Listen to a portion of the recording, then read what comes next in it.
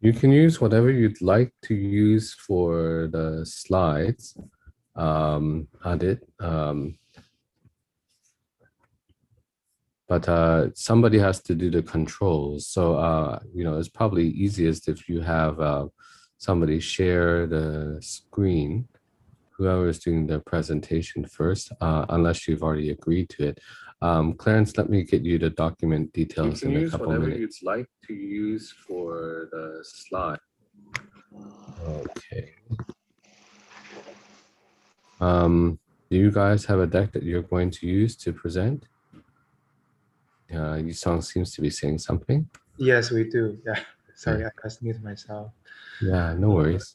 Yeah, I think okay. Then I will share the link within the general. Yeah. Okay, sounds good. Can you guys see it?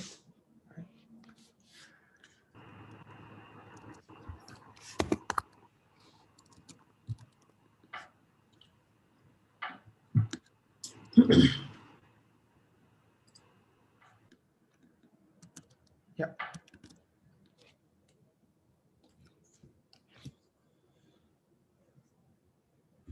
Okay, and the scribe document is already up. Let me get it to you guys. It's over here. So I put it in the chat for Zoom, but you can also get it from the general channel. I'll put it there as well.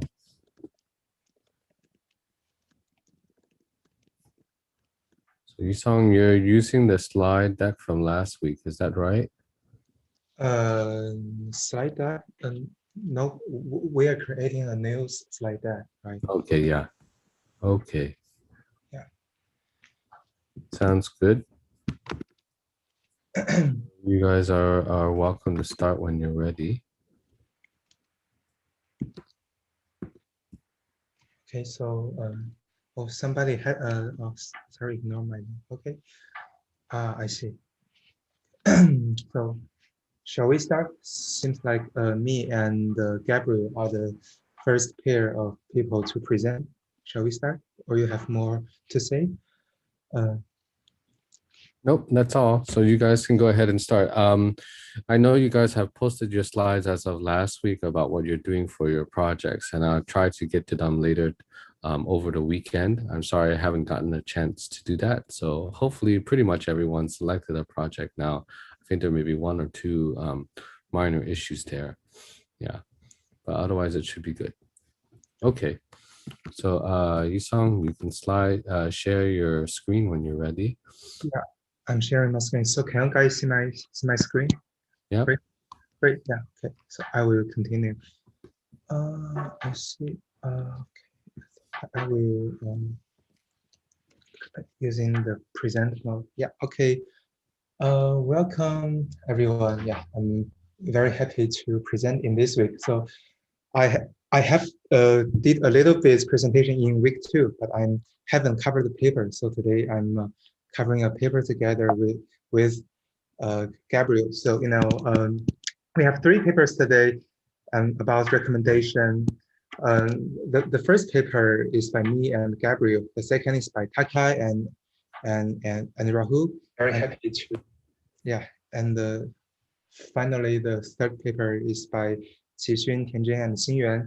And we happen to have a very unified theme today, and the theme is about deep bias and causal, and I'm really excited about this theme. Yeah. Okay, so our program is like we are using 30 minutes for each paper and remaining 30 minutes for discussion. Yeah. Okay. Yeah, the first paper is by me and Gabriel. And before we come into the paper, here's a little bit more outline. So I understand that there are some undergraduate students or some guys, they're doing NLP and doesn't have many background in RxSys. So I will have an opening for this topic. I will demystify RxSys research. And And my talk, of this very short talk, is also related to the 3 papers we are covering today. I will use the later 20 minutes for our paper presentation. So the recommender system is simply put a bridge between users and items. So here I have listed some items from from Apple Music. The first one is the very famous song Spain by Chick Corea. The second is by J-Cho, right?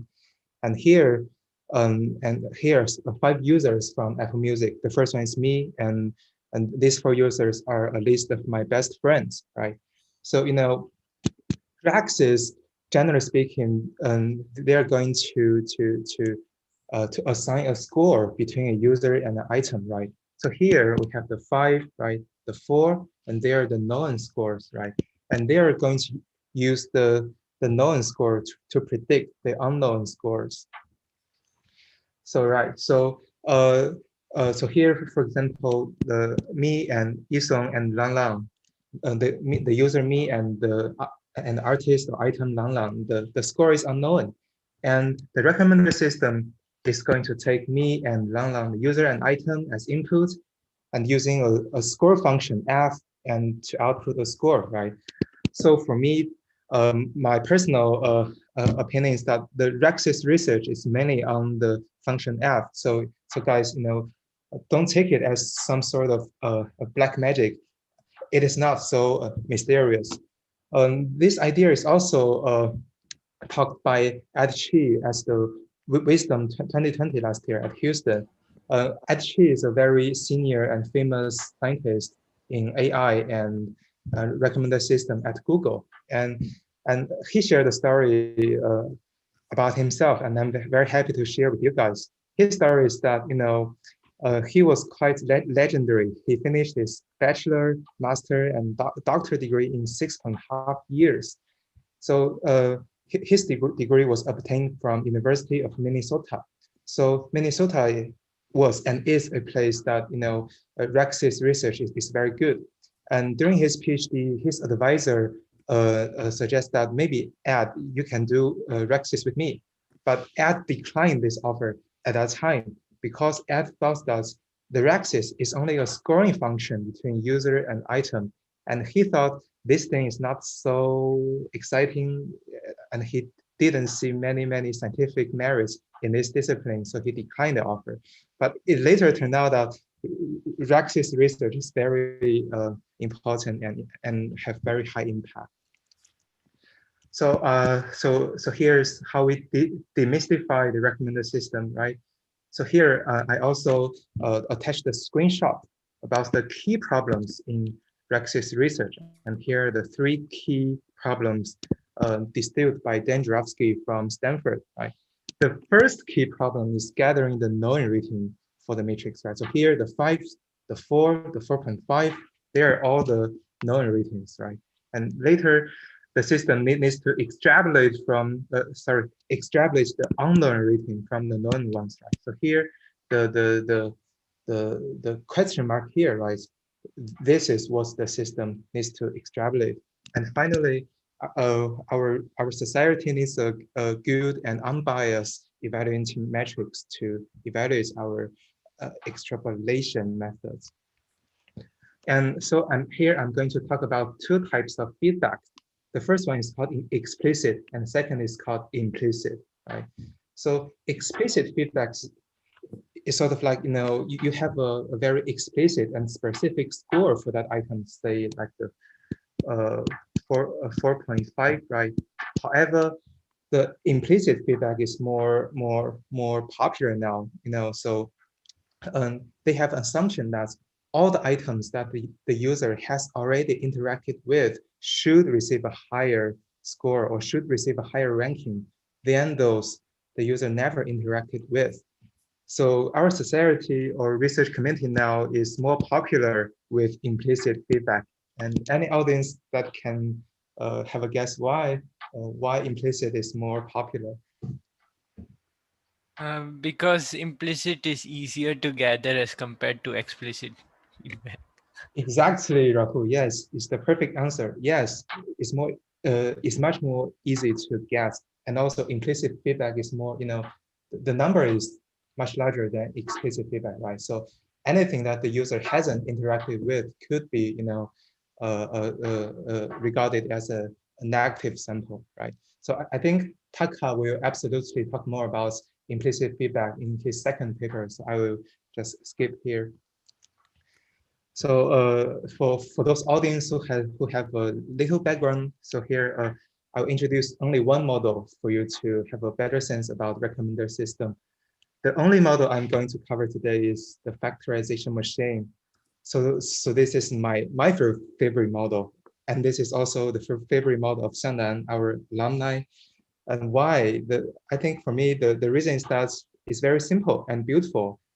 It is the SOTA before deep learning and neural networks, and it could generalize to matrix factorization. So here, here's the model equation here, right?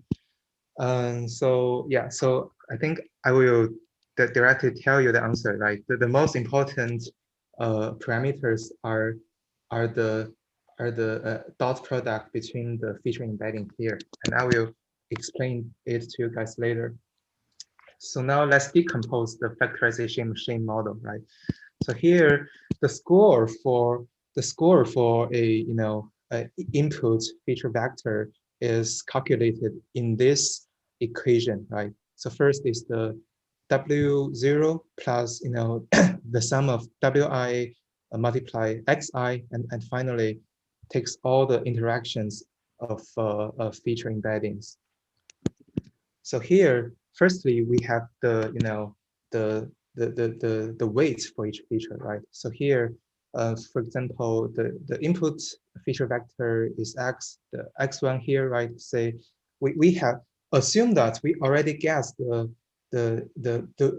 weight as the 0.1 for weight 1, right? And 0.6 for weight 2, right? So we directly multiply them together. So this step is very simple, that the system tries to assign the different weights for different feature. And here comes the more powerful and more expressive one, that the model tries to learn the interaction between features, right? So here is how things work. So here, all those non-zero factors should be interacted together, right? So here the first one and the second one, they interact together, right? And the 1 and the 0.3, they interact together, right? So the 1 and this 0.3. So all the non-zero features will be interact together, right? So how they will be interact together? So why not follow me and look into the first term, right? The first term is the xi and x4, right? So here's the 1 and 1, right? And we also guess the inner product of their feature embedding. So here is the feature embedding that we assume we already guessed, right? So the V1, say we have a 64 dimension, right? Is the 0, 1, 0.3, right? And the V4 is the -1, 1.2, right? So we take the inner product or the dot product between Vi and the V4, and we also multiply X1 and X4. And in this way, we can model the interaction between different features, right? So do you have any questions here about the interaction between features using dot product? Any question or clarifying questions? Yeah, if you guys have clarifying questions, it would be good to ask, since this is the introductory part of the lecture. Yeah. I have a question for the feature vector. Yes. What does the different parts mean? Like how do you concatenate the different parts? In which you mean the Vi and the Vj, right? I mean in a diagram on the top, like feature vector X. So yeah. So what are the entries? Oh, I see. Okay, yeah, it's a great question. So how about we go back to the slides here, right? So we can see that here is how the author, who is Stephen Randall from Google, demonstrates his model, right? So the feature vector is a concatenation between user, movie, other movie release, blah blah blah. So apparently the user here is a one-hot embedding, right? So they say they are a big N users, right? So here the segment for user got the size of big N, right? Yeah, the movie is also a one-hot encoding, right? So basically they concatenate the user, item, and other features together as the input. Clear? So in that sense, there is like n times r number of rows, right? Because that's for each user is whether or not he has rated the movie or not. Oh, well, it depends, right? So it depends. Oh, I think the most accurate answer is that, you know, how many interactions are there in the data sets?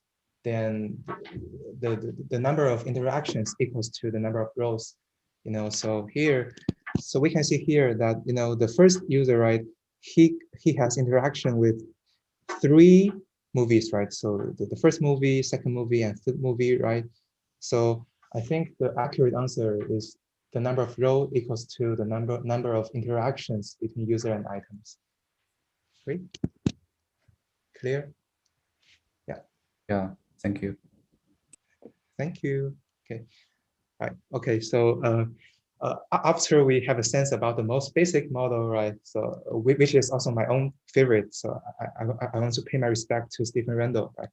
And also here are some more advanced model, right? So on the left-hand side is the model by our alumni, Xinyuan and Proftra, published in ICTIR 17. So this model is a generalization model of factorization machine that's called neural factorization machine, right? So here, the interesting part is that, you know, they use a sort of the bi-interaction pooling method to integrate or consolidate all the embedding together into one singular embedding. Then it feeds into a feed-forward neural network for a final prediction score. Yeah. So apparently, this model generalized to the basic FM. And on the right-hand side is a very recent work that people use BERT for conversational recommendation, right? So we all know that BERT is preaching on very large corpus, and we're interested to know, right, how much knowledge are already encoded in BERT that can BERT be served as a good conversational RACSys, right? Yeah. So RACSys is a very highly interdisciplinary field, and I think maybe it's a very good, you know, start point for you undergrad student to try out machine learning, right? So RACSys is a good playground to study many core ML problems with big impacts because it has direct, you know, communication with real users, right? So very high impact, and also it has many applications. Many subtypes regarding to applications. So our lecture today is on these 2 core machine learning problems. One is the bias and debias. Second is the reasoning, causal reasoning, right? And on the right-hand side, right? So recommendation, RACSys also has ethic issues, which is very important. So here, the NLP Society is clearly looking into the ethical issues, right? So some researchers from the US has published a paper recently on this topic, and also Netflix also has a short movie on this problem. So, you know, speaking of bias, right? All sort of bias. Since the paradigm of training a RACSys is a bit similar to the paradigm of training a large language model, I think many bias or risk in NLP also, you know, appear in RACSys research.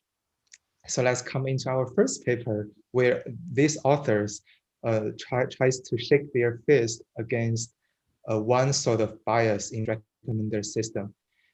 And yeah, so here's our outline for our paper presentation. Yeah, so me, I will take the first half and Gabriel will take the second half.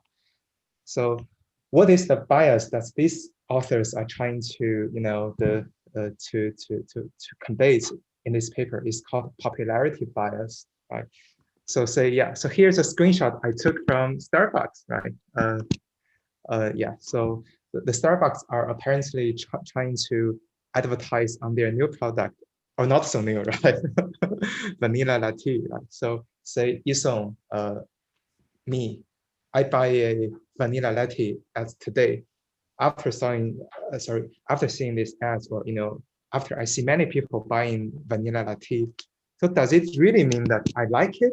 I like it, vanilla latte, or does it only mean that, or because it is popular at this point, right? So this is a very important problem. So the authors clearly has a very good problem statement, right? The ArXiv is a very crucial thing that bridge item and user, and existing models, they cannot figure out the interaction between item user is due to real interest or popularity. So the contribution or significance of this work is that it disentangle interest and popularity using causal embeddings. So causal stuff will also be taught by Xinyuan and his teammate in the third paper. Yeah. Right. Okay. So here is the assumption of this paper, a very clear and very compact assumption that the click or purchase of a user is due to two independent reasons. The first reason is that the user really like it, the interest, and the second independent reason is only because this this product is very popular, right? So here's the causal graph, and Xinyuan and her teammate will cover such causal graph in their presentation. So I will leave such such background to Xinyuan for the graph thing. Right? Yeah. So the author used the BPR ranking. The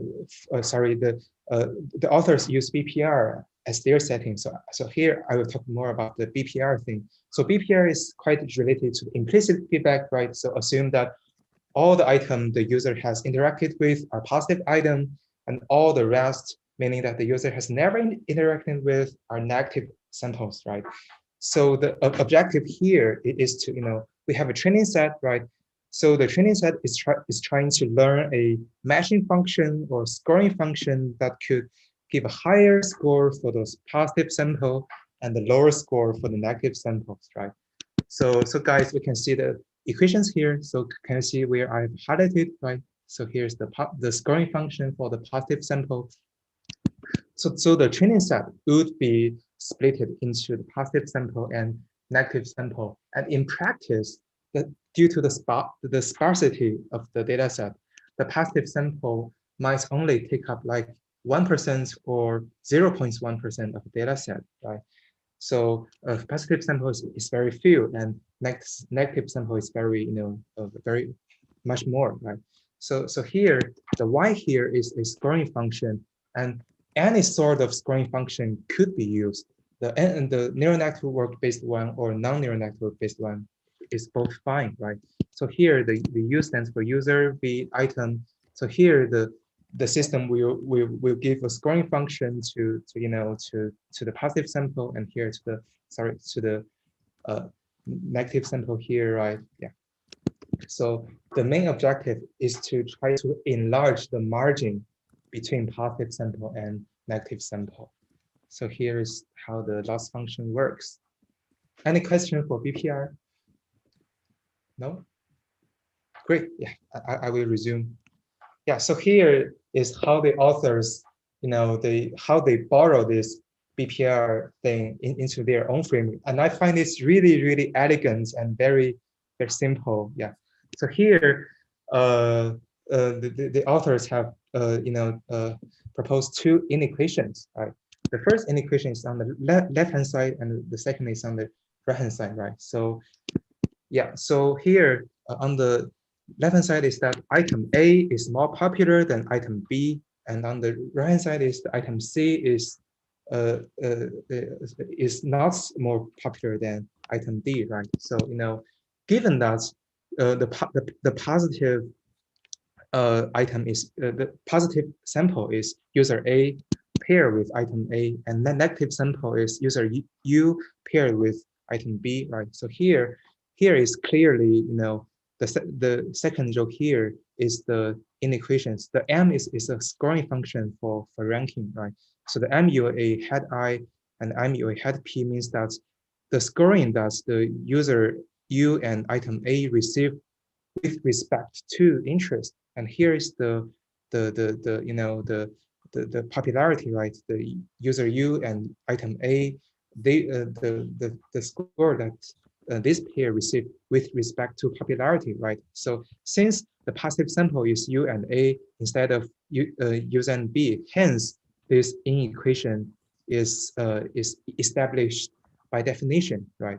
So because the assumption here is that item A is more popular than item B, so the author also give this inequation, right? So the pink one here is the math way to express this sentence. Item A is more popular than item B, and this inequation is the math expression for UA is the positive sample and UB is the negative sample, right? So if we are clear about the inequation on the left-hand side, it's very easy on the right-hand side, right? So the third row here is something that's the math equation to express UC is the positive sample and UD is the negative sample, right? So since item C is not popular than item D, right? So they naturally got the one in the blue shadow, right? So the interaction between UC with respect to interest is higher than UD, right? Yeah, and they also naturally got the popularity equation. So the reason is that we have the third row and we also have the the second row, which causes the first row, right? So here's how the logic works, and this is the preliminary for the intuition. Right. Hi, so may I ask a question here? Yeah, go ahead. So the addition sign here, is it really the actual addition? You add a value of interest and popularity, or is it going through some form of more complicated, like standardized operations? No, they are scalar.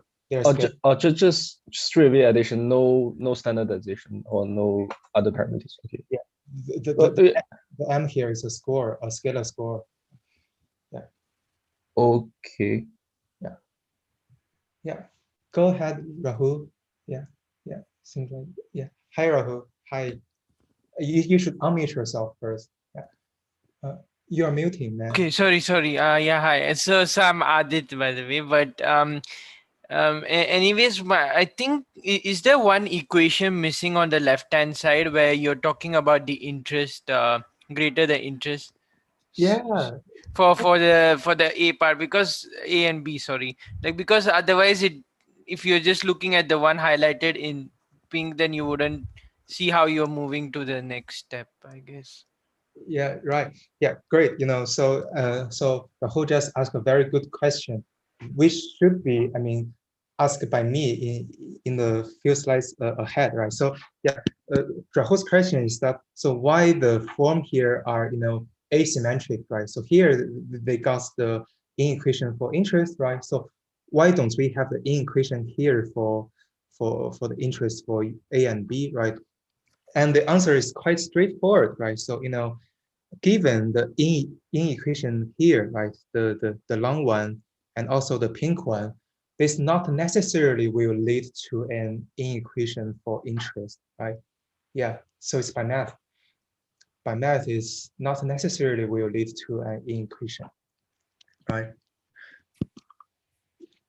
Yes, that's it. I think some message on Slack. Oh, sorry, no, great.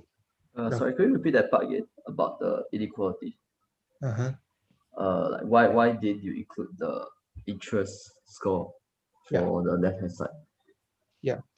So so the reason that there is no such inequality on regarding to interest on the left-hand side is that the reason is math, right? The nature of inequations in math we not necessarily will, will show that, right? So given these inequations here, and also given the pink inequations, we not necessarily will lead to the inequations for interest. But however, on the right-hand side, given the nature that, the UC and UC regarding to P is smaller than UD regarding to P, right? And also, UC plus UCI plus UCP is higher than UDI plus UDP. We can absolutely necessarily, lead to the blue one here, right? So, it's a very, mathematical thing that, whether the inequation could lead to another inequation. Right? I see. Okay, thank you. Great. Yeah, great. Yeah. So here we have covered the preliminary. So since everyone is clear about this, the rest of things will be very, very, very easy. I think. Sorry, Yisong. Actually, I have a question on this. Yeah. So like, the thing that I wanted to ask is that, so the M scores for both interest and popularity, are they necessarily on the same scale? Like if they're not on the same scale, then the value of MI and the value of MP can't directly be added together and immediately compared like this, right? Yeah. Great. Yeah. So great question. Yeah. Thank you, Qi Xun. It's a great question.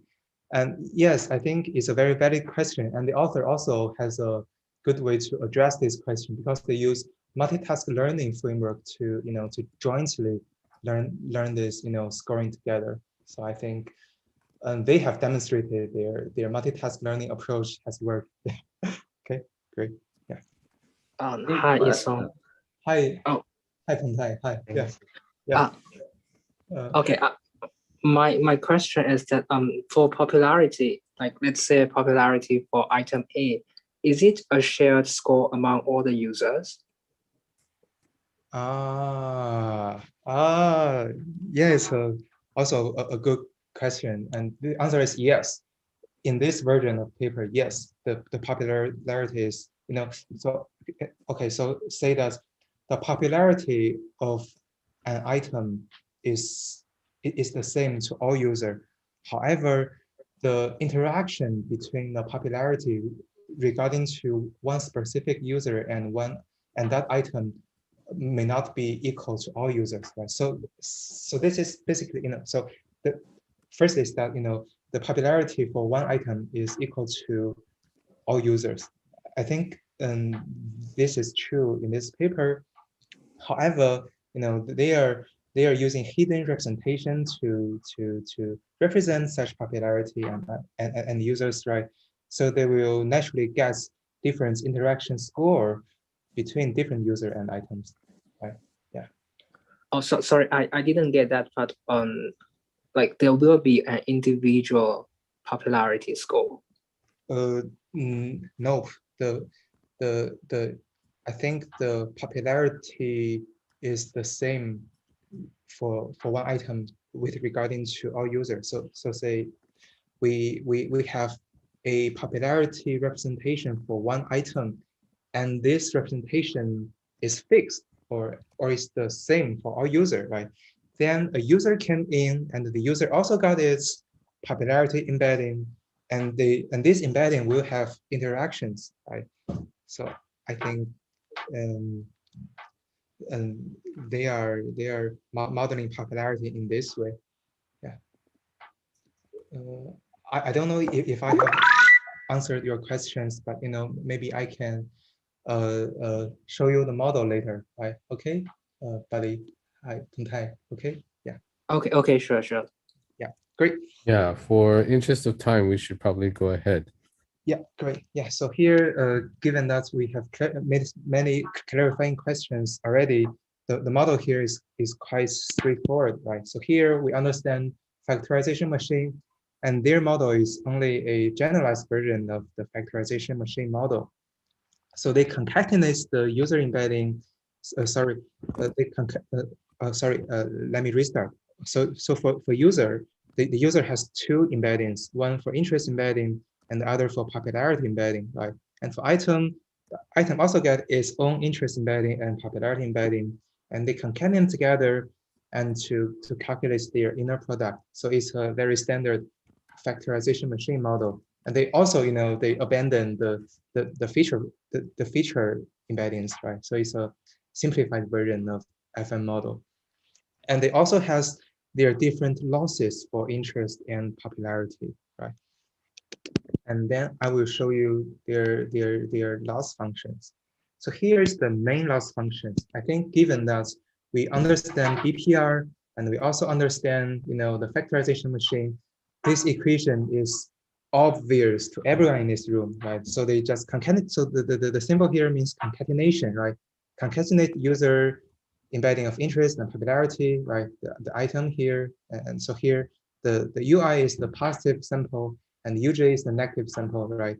And the form is almost identical to to our previously introduced the BPR model, right? So here I think the thing is quite obvious to everyone in this room. And here is something that not so obvious, and that I will have more explanation on it, right? So the given that they are taking popularity into account, the user are splitting the full set into two subsets. The first subset is the OI, and second is O2. The OI is that the negative instance is more popular than the positive instance, and where is also more interesting, right? So why is more interesting? Because the user interest for the item plays a more crucial role, right? So here is their loss function with respect to two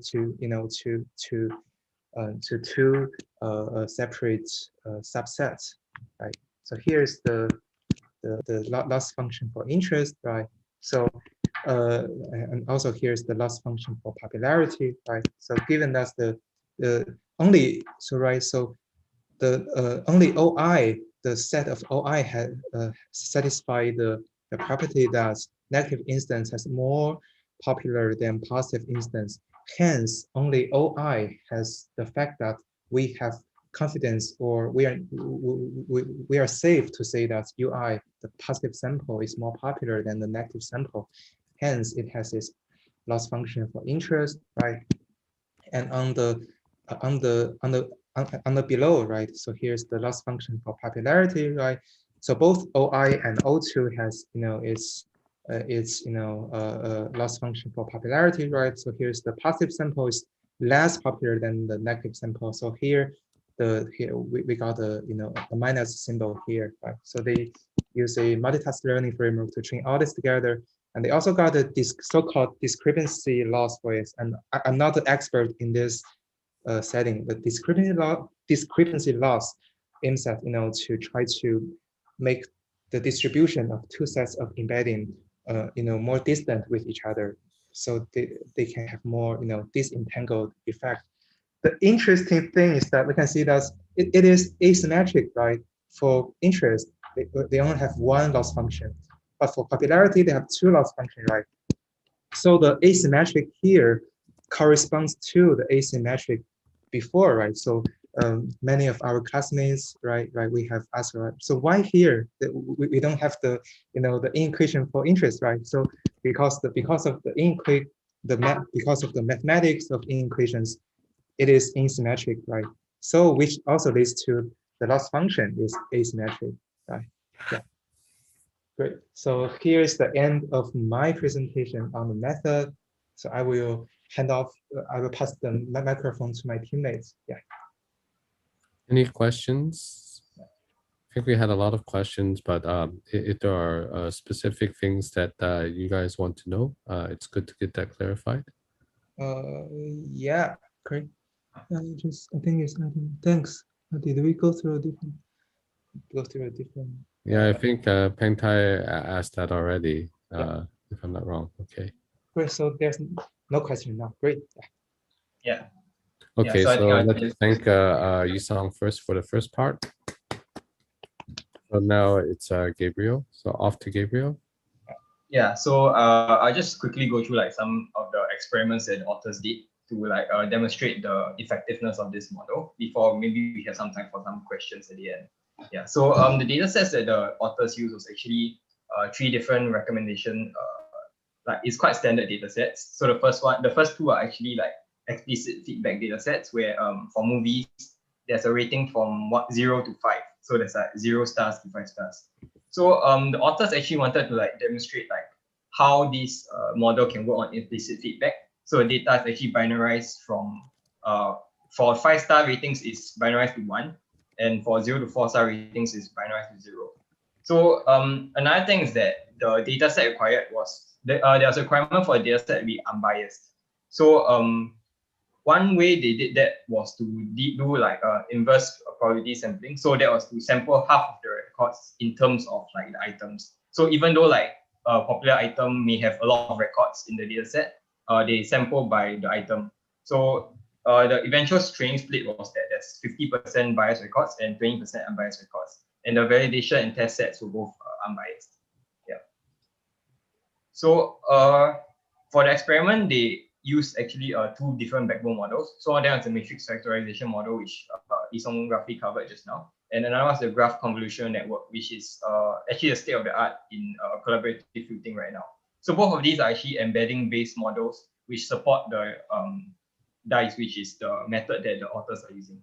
So they also compare it against 2 other baseline methods, which was inverse propensity scoring and CAUSE. So it's a causal embedding kind of method. And the evaluation metrics were used were like we call hit ratio and normalized discounted cumulative gain, which actually measures like the ranking quality of the items. So it takes into account like the ideal order of recommendations and calculates the differences between the predicted recommendations from the ideal ones from the model.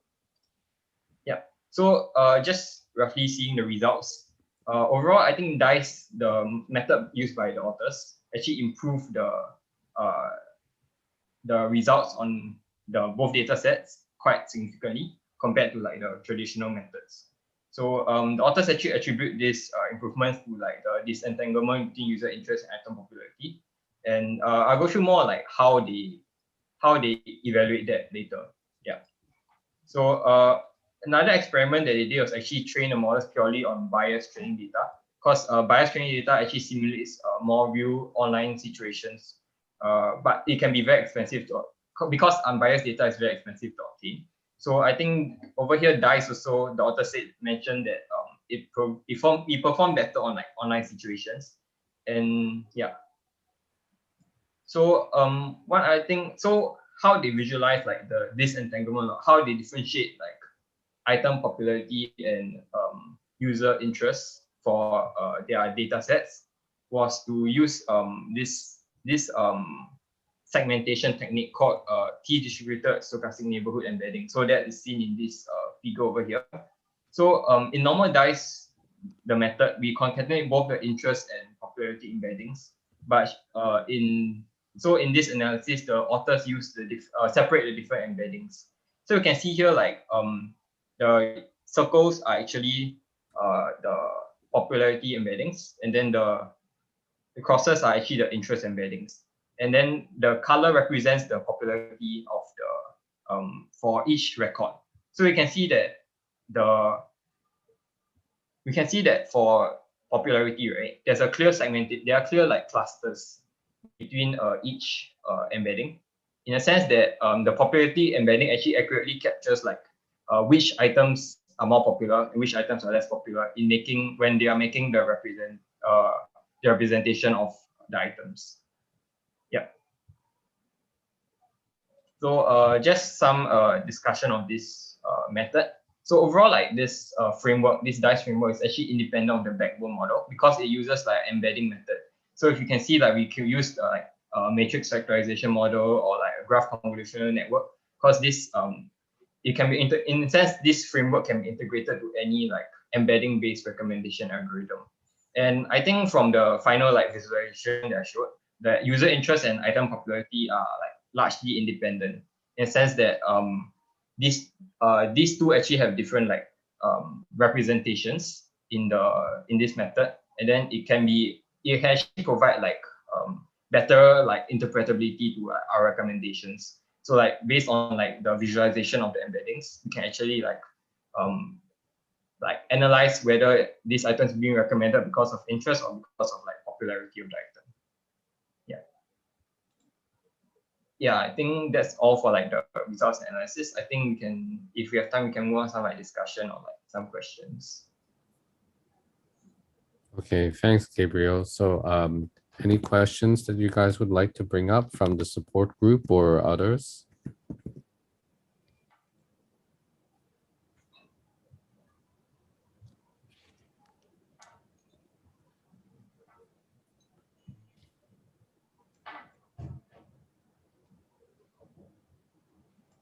So a quick question, any of the project groups are using a framework similar to DICE in their project, if you're doing a recommendation systems project? So Yisong, you want to say something? Yeah, so we're trying to do a sort of cross-fertilization work to use their idea in our year framework for conversational recommendation. Yeah. Okay, very interesting. Okay, we look forward to your progress report with that later. So is everyone clear? Can anyone in the group, our listeners, especially our undergraduate teams in DYC who are not part of the supported lecture team, would any of you like to try to summarize what the key parts of this method are? And then maybe we will ask the lecturers to reflect on whether the answer can be improved.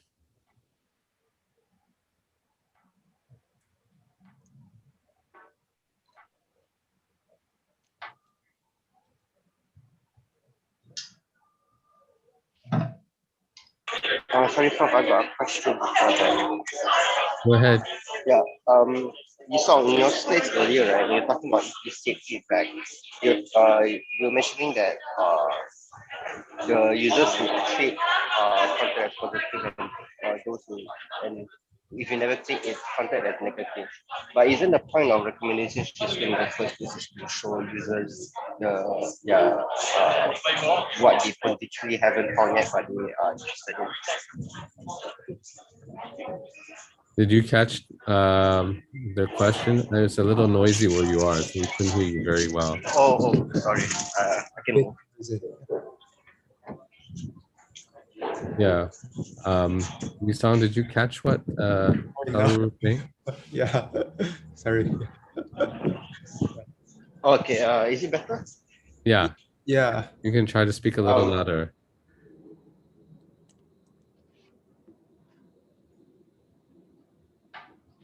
Oh, now we've lost you entirely.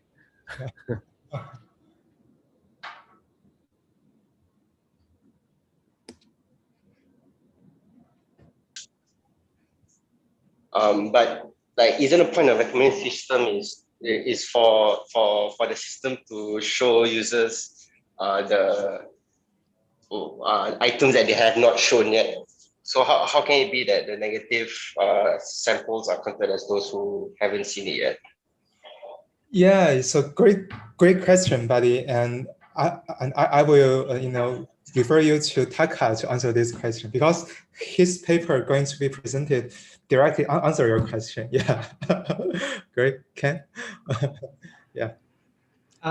Actually, even my paper doesn't address entirely for this perspective, given the implicit feedback. Because basically the paper we are going to explain is to deep bias, especially for like popularity bias. So yeah, I think there are still some challenges to address such observe. How can we evaluate the unobserved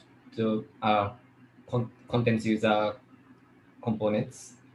Yeah, in that sense, yeah, usually we should have explicit feedback. Yeah, I think this area should still be under like going research. I think. Yeah. See, Taka.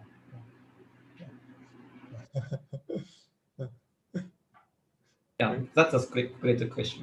Yeah, yes. Also, great question. So so buddy, if you want to know more about this question, I also refer you to read a paper by Xiangnan He, who published in Wisdom 21. And this paper is called Denoising Implicit Feedback for Recommendation. The denoising, the essence of the denoise is actually what you are trying to say, right? So there are some, sort of, the false negative point, right? You are saying false negative thing, right? So they are trying to build a new paradigm to train implicit feedback recommender system, in a way that to try to prune off those false negative thing adaptively in the training process. And you should read that paper if you're interested in implicit feedback for recommender system. Great. I see. Thank you for the recommendation. Thank you. Yeah. Okay, so let's thank Gabriel and Yisong together to finish the first paper. So we'll go ahead with the next one. So our second set of presenters, you guys. Yeah, so I can share my screen. Let's see. Okay. Oops. Can you guys see? Are you seeing something else? Wait. Stop. Let me new share. Oops. Yeah, Aadit, I can see your screen. Your second screen, it looks like. So you can see my presentation, right? Yes. Okay. So yeah, hi everyone. So me and Taka will be sharing on unbiased pairwise learning from biased implicit feedback, and yeah, let's see. So I mean, many of the concepts have already been touched on by Yisong and Gabriel in the previous presentation, but this would serve as kind of like a recapitulation of the important points. So a typical recommender system looks to address the top end recommendations problem. And this top end recommendations problem is basically recommending to each consumer a small set of n items from a generally very large collection of items. If you think about it, like Netflix, for example, has tons and tons of movies and TV shows, and you as a user, you would always want to know what are the first, say, like 10 movies or 10 TV shows that you want to catch. And so that is an important problem to address. And as also touched upon by Yisong and Gabriel, generally this problem is addressed by using an implicit feedback mechanism, because implicit feedback is easier to collect in both in terms of time and cost. However, the main problem with implicit feedback is that it tends to be biased, in the sense that it provides only positive feedback firstly, and basically that means that positive feedback is the feedback that you get from the data when user interacts with the system and favors a particular set of data, for example by giving a rating to a movie title. And so it's hard to know whether the non-interactive feedback is positive or negative.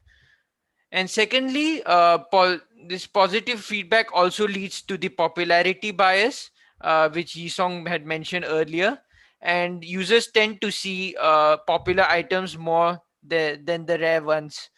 So, as an example, again in Netflix, you tend to see like the top 10, say, in Singapore first, and that kind of biases you already. Like you wouldn't know which one is like best reflects your interest, but you're saying like, hey, okay, you have this top 10 in Singapore, let me just try and see this one. So even if the model is complex or sophisticated, recommendations do tend to have some kind of a bias. So what this paper proposes is an unbiased Bayesian personalized ranking algorithm. So the BPR algorithm has already been touched upon by Yisong, but this is uses an unbiased proposes an unbiased version by using a pairwise kind of algorithm. And this is like the first pairwise algorithm to optimize both ranking matrix and also propose an unbiased estimator, which is the propensity score in this case. Okay, so as you abstract away a rec system, what is essentially is trying to it tries to maximize relevance. So we can take this example. For example, we want to recommend the top 3 items. As we look at this, we see that recommender system A can be said to fare better than recommender system B because it recommends all the right relevant items, and it does not recommend those that are irrelevant, whereas B has a mix of both. Now I'll touch upon explicit and implicit feedback, which we have covered before, but just to get what is the differences between these two mechanisms. So the explicit feedback is where the user is interacting with the system and providing like explicit feedback. For example, by assigning stars to a particular movie title, whereas implicit feedback is feedback that is, as the name implies, inferred from user behavior, and it could be browsing behavior, or in the context of, say, like a music application, is what is the user's music listening pattern. And explicit feedback tends to capture both the positive as well as negative feedback, whereas implicit feedback tends to be more biased towards positive feedback. And yeah, the main reason why implicit feedback tends to be used more often in real world systems is because it's easy to collect, and it saves on both like the time and the actual cost of collection. But obviously, like I mean, I guess it's like pros and cons. Like on the other hand, explicit feedback, while it's hard to collect, tends to be of good quality, and whereas like implicit feedback suffers from popularity bias and other kind of noises. Yeah, now I would like to highlight the how implicit feedback does not necessarily guarantee relevance. So as you can see over here, when we take the example of music recommendation in Spotify, let's say we have a top 100 songs or so. We see that we introduce another column called recommended, which kind of highlights how these are seen. Like, users would typically not have the patience to go through like all the way from the top to the bottom, especially if they're looking for like a quick fix what to listen at a particular point of time. And so like the ones at the bottom kind of tend to get ignored. Now we'll talk about relevance. Like, relevance is let's say some kind of a ground truth value which is calculated using some kind of matrix, and it accurately reflects what the user wants. So in this case, like when you're talking about the first song, it is let's say it's relevant to the user. It is also recommended, and it's at the top, so the user will tend to click on this, so that's okay. But what about this 99th song? It is it is relevant to the user, but it's which of course the user won't know in hindsight, but something that, yeah, is like technically you can analyze afterwards. So yes, this 99th song is actually supposed to be relevant to the user, but because it's pushed all the way to the bottom, the user would just not be likely to click on it, and that highlights the problem of exposure. So a content will be likely to click only when it's like exposed to a user. Yeah.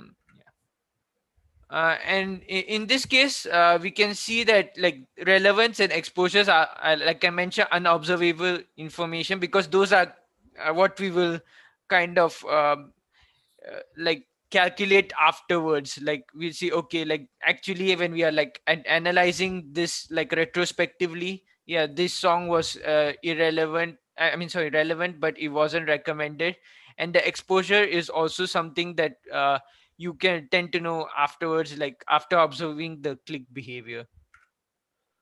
Now I'd like to pass over my time to Taka, so he can share more about the methodology, the actual algorithm itself. I'll stop. And let's thank Aadit for his part of the presentation. Thanks so much, Aadit. And over to Taka for the second half. Okay, sure. Yeah, let me share my screen. Okay, can you see my screen, guys? Yeah. Okay, yeah. Oh, sorry. Okay, so then what we are going to do is, first of all, we are going to do a model implicit feedback in mathematical way.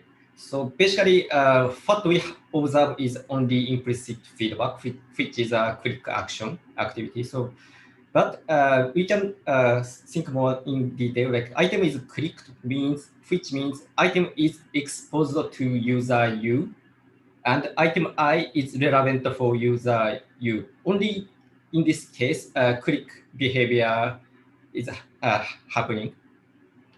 So which means we can decompose implicit feedback, which is the YUI equal OUI multiply RUI.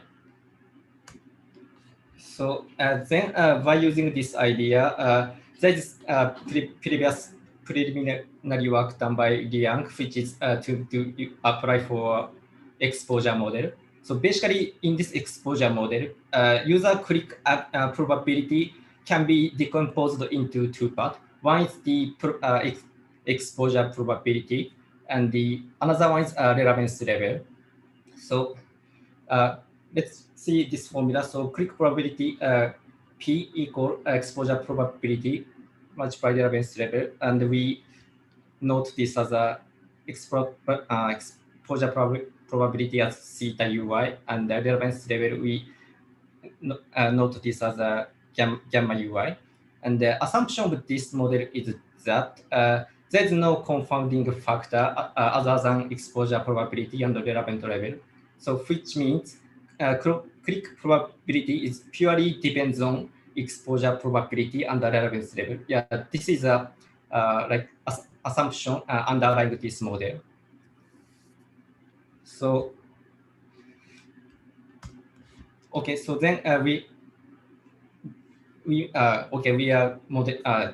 modeling implicit feedback activity by using previous formula.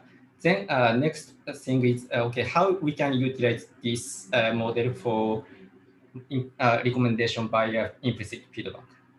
Actually, this implicit feedback problem can be formalized as a statistical estimation problem, and the purpose to do statistical estimate is in order to derive a ideal loss function on using only by biased feedback data, because as we explained earlier, actually implicit feedback is kind of biased, especially we are suffering a popularity bias.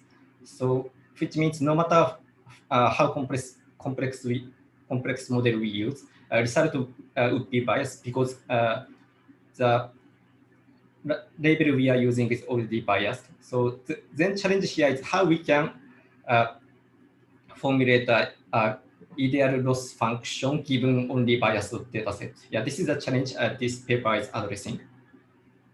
So to address this problem, propensity score concept is introduced.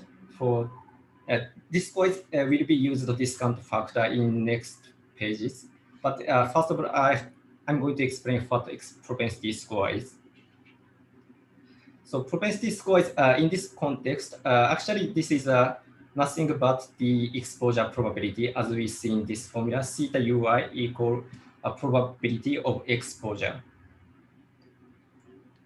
So we will use this propensity score to derive the ideal loss function for this supervised model learning problem. And actually, there are a couple of ways to estimate a propensity score. There are some paper already published, but in this paper, a propensity score is estimated based on the relative item popularity.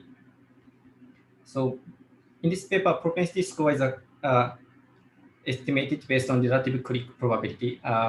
For example, let's say we are building a movie recommendation, and let's say movie Titanic is very popular, and let's say there are 100 users we are targeting to recommend a movie, and actually like 50 people click Titanic contents, which means Titanic's propensity score is very high because Titanic is clicked compared to other movies, right?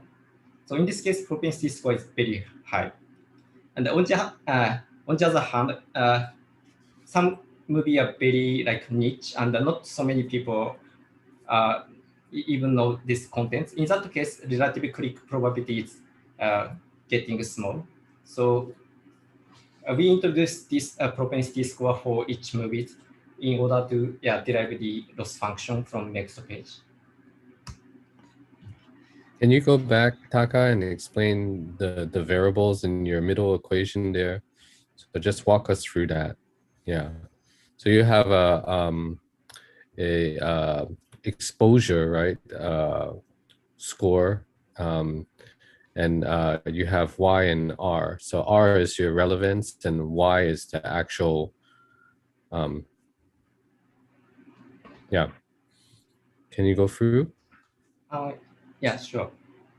Yeah, so basically propensity score theta ui equal probability of OUI equal 1. So OUI equal 1 means this content is exposed to user. So content I is exposed to user U. In that case, this is exposure probability. And actually, and this propensity score can be written as the conditional probability given content I is relevant to user U.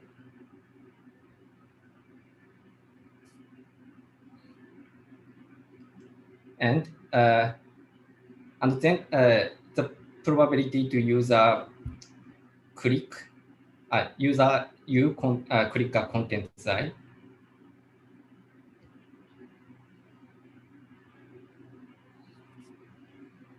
Okay, thanks for that. Yeah, yes, but actually, as we have explained earlier, actually, we can must directly compute the propensity score from this formula because relevancy R is not is an unobservable variable. So we have to find some way to do some estimate theta instead of using a relevancy. Okay, great. Yep. Thanks for the clarification. Yeah.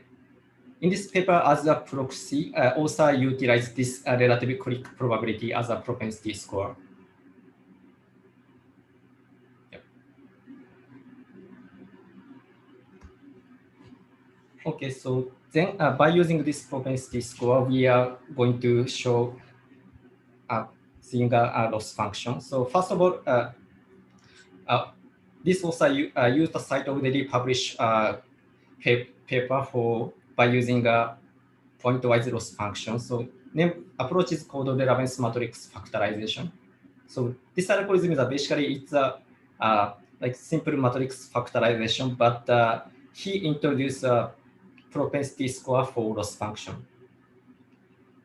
So basically a matrix factorization is like we have an implicit feedback matrix. Let's say row is a user ID and each column corresponding to contents ID.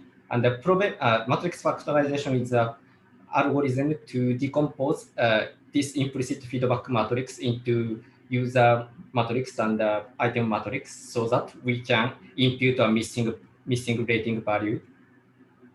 Then a problem is how we can decompose user matrix and item matrix. This is a challenge usually matrix factorization research addressing.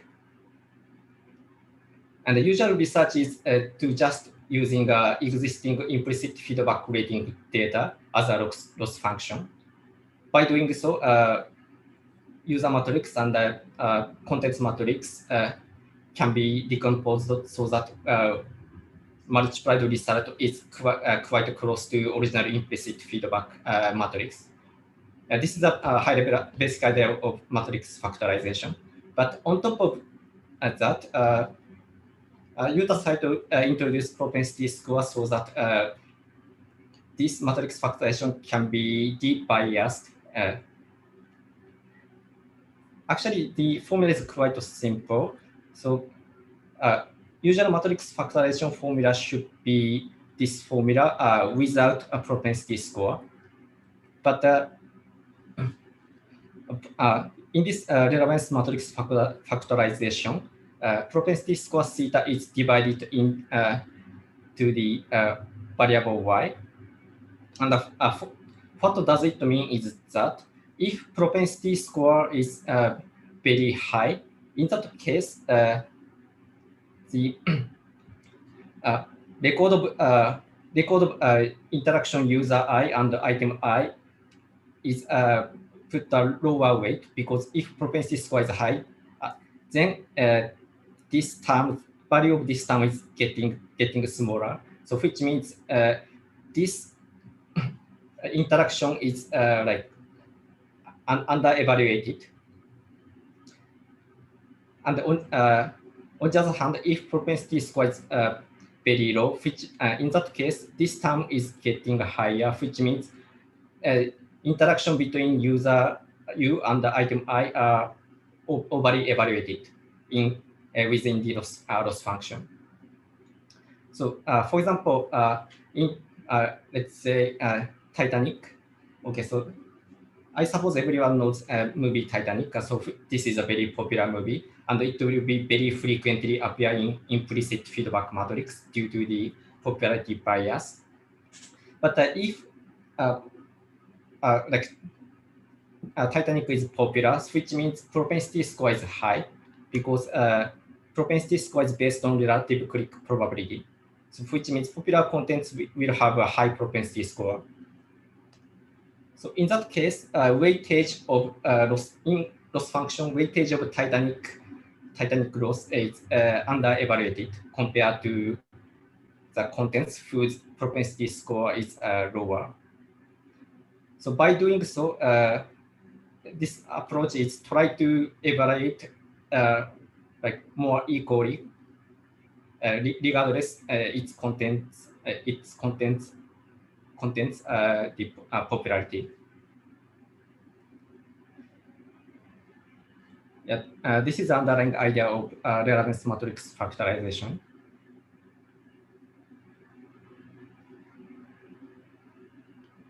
Do you have any questions regarding this? So do you guys have questions about what all the variables mean? One question for the delta UI. I'm not too sure how that is being calculated. At the bottom, I see that it's the pairwise loss function between user and item, but how is that calculated and fit into this model? The proportion I understand, it's just the delta part. Yeah, so actually in this formula, we are computing a pointwise loss function, which is checking each record to see if predicted value is like close to ground truth that we have.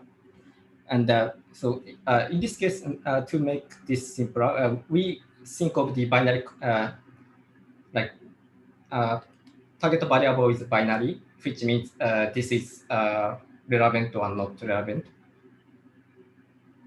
And we just compute like binary cross entropy loss for each combination of U and I. Okay, maybe we should go over what binary cross entropy loss really is. So, you know, when you have a binary variable, a Bernoulli variable, it's either positive or negative, or relevant or non-relevant, then that's your ground truth. And you're measuring how far away is your system from getting the same result, right? So it's, you know, your system may recommend usually some real value between 0 and 1, but usually not 0 or 1. Right, so the binary cross entropy is penalizing, introducing a penalty score for how far away you are from the correct truth. So let's say something is relevant. So the correct value is 1. So it would be the left-hand box that's in red. Okay, but your recommendation system positively thinks it's relevant, but only with 60% probability. So it outputs a 0.6. Then your loss is 0.4 because 1 minus 0.6 is 0.4. Okay, the more certain you are about that, let's say another recommender system says, I'm 90% sure it's relevant, then its loss is still positive. It's a 0.1 loss, right? Because 1 minus 0.9 equals 0.1. So yeah, so binary cross entropy activates one of these two terms, either the left red box or the right red box, depending on whether that particular item is relevant or not. Okay, and I think Taka has been discussing more about the ratio, right? The ratio between y and theta, right? To say that when you have something that has a very high propensity score, you want to offset that by the exposure. Well, maybe Taka can restate what he said earlier. Yes, yeah, basic idea of propensity score is to penalizing popular content, because without this deep biasing, popular contents will dominating implicit feedback metrics. And yeah, like niche content is not highly evaluated. In that case, we may miss the such niche contents which might be preferred by someone. Yeah, this is the basic idea of this research. Okay, does that everyone make sense? I mean, you have popular items that are going to get clicked on anyway, so you want to get some type of feedback for less popular items that have less propensity score, but also might be, as Taka put it, very niche, right? Something that would work for a small amount of users, but it would be extremely relevant, right? Like for Yisong, it might be like a new Mandalorian film because he's really into Star Wars or something like that. Okay, so basically these have two loss terms, right? One is both of these basically have parts that are on items that are either clicked or not clicked, right? Yes. Yeah. So if content is clicked, and also if the trained model predict, okay, this content is relevant to users, then loss is 0. But if this prediction is different, yeah, this is penalized and need to be like parameter need to be updated during the training process. So there should be two types of loss in loss terms in loss functions. So one is the loss by like clicked event and loss by not clicked event. Yeah. Okay, so we have 3 deltas here, right? The negative delta is used twice, right? So maybe we can explain these 3 terms just quickly. So we have one over here, right? And another one here, and another one here. So maybe we can just ask the audience, what do these 3 conditions denote?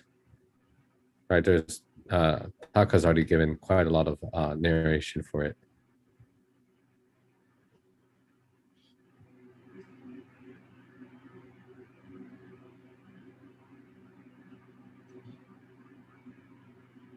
So we can start with the one on the right, right? Lost by not clicked. So something wasn't clicked on, then you do the normal cross entropy loss to say that wasn't clicked. Did you get that right? You know, so that's like true negative or sorry, false negative case where you got the thing wrong. Okay, you're off by a little bit. But what about the 2 that are in the middle and on the left? So like Taka said, one of these cases is the problem where you have something that's highly popular with a high propensity score, right? Like Titanic, right? And the other one is the case where it's a niche type of recommendation, right? That's only useful for a particular set of users with low, it's an item with low propensity, but quite relevant to that particular user.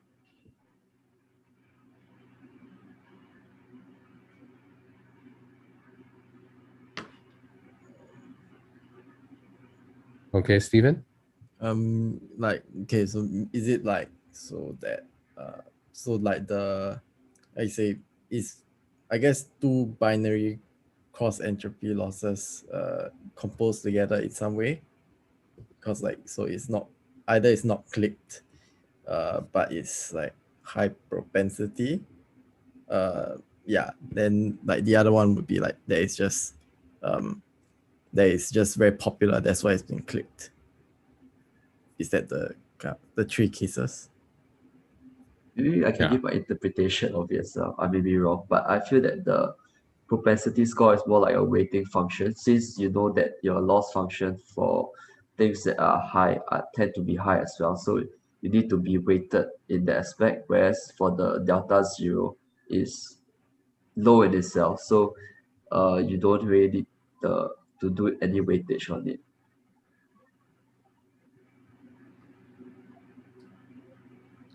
So then Taka, can you clarify, or maybe we should move on to the pairwise loss function? I think what Steven said is pretty much correct. Yeah, sure.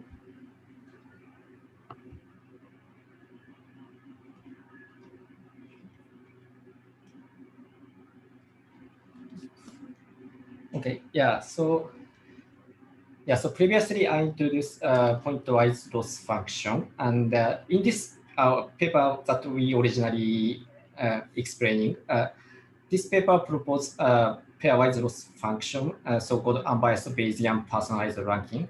Actually, this is an extension from the BPR, Bayesian personal ranking, which is explained earlier presentation. So basically, idea is completely same, using a propensity score to use as a discount factor for penalizing popular content. But the difference is that in this loss function, we are using the pairwise loss. And so are you guys familiar with pairwise, what pairwise loss is? I suppose not all of you. So I just prepare some like simple explanation deck for highlighting pointwise and pairwise stuff. So usually in maybe machine learning, maybe most of you are familiar with regression and classification.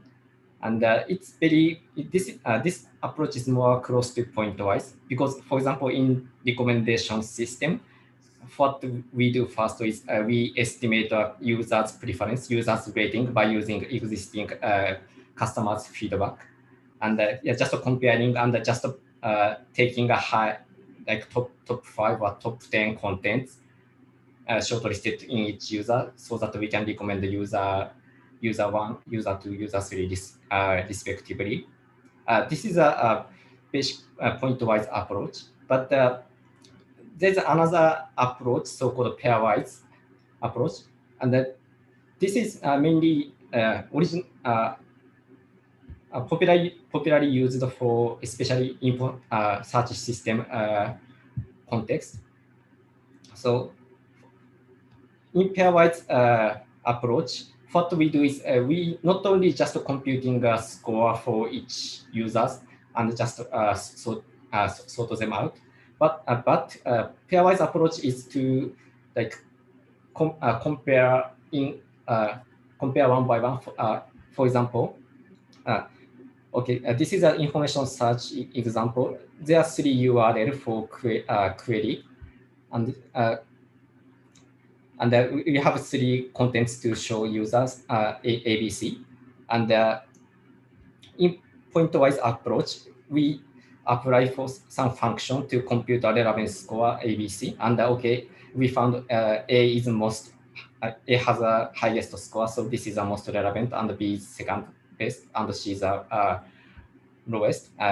So this is a pointwise approach. But the pairwise approach, what we do is we compare, we make a comparison one by one. So first of all, compare score A and score B. Okay, then A is better than B. And also compare A and B, A and C. Then, okay, A is still better than C. And finally, we compare B and C. Okay, then B is better than C. In that case, we put a ranking A, B, C.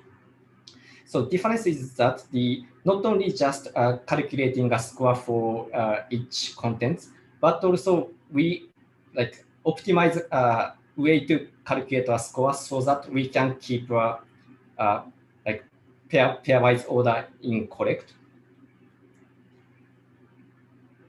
Yeah, this is approach for pairwise optimization. Yeah, I think it's quite easy to understand given a certain situation. So for example, let's say you go to a coffee shop and you normally order black coffee, but then like your professor always drinks black coffee. You know, sometimes you drink black coffee and sometimes you drink cappuccino. Okay, so you go with a friend and you order and they're saying, oh, who's the black coffee for? You're not sure. Okay, maybe it's for your friend, maybe it's not. But then your professor steps in and then you're sure that the black coffee was actually meant for your professor. Okay, so in the absence of some data, you know something that there's a preference. The other way to think about it is in terms of like a lot of us go to the optometrist, right? So optometrist says, do you find A better or B better, right? So you're trying to rate between two sets of lenses or powers, okay? And that's another very intuitive way to think about it.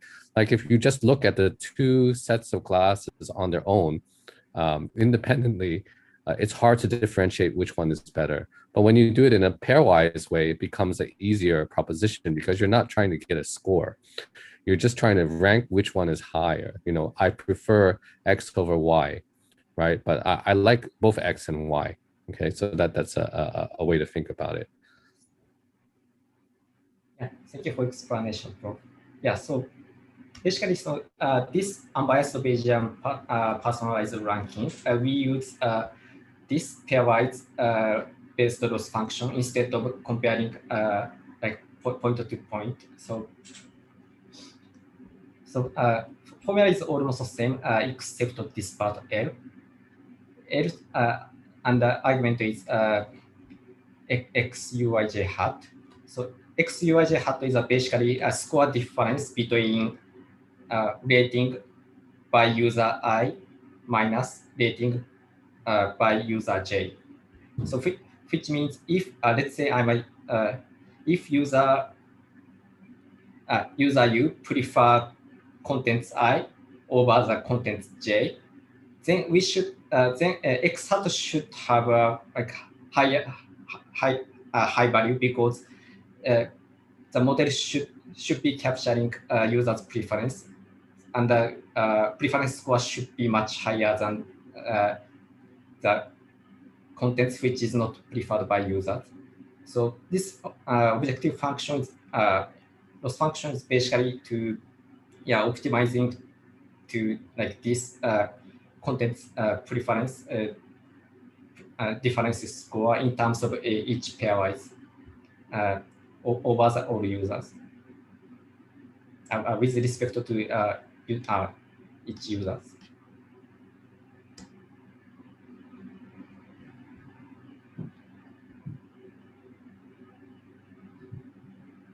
Yeah. Okay. Yeah. Let me go on. Okay. So this is a high-level explanation of algorithm. So basically, this unbiased Bayesian personalized ranking algorithm utilizes a matrix factorization, which is we have a implicit feedback creating matrix, and what we do is we decompose this feedback matrix into big matrix U and V. U is a matrix for user rating factor, and the V is a matrix for content rating factor. So first of all, initialize UV with some appropriate initial values and estimate a propensity score for all of content. And this algorithm is basically try to minimize the loss function by updating the matrix parameter U and V. So basically, first term is for loss function that I explained in previous slide. And the second term is a kind of a regularization term so that we can avoid overfitting.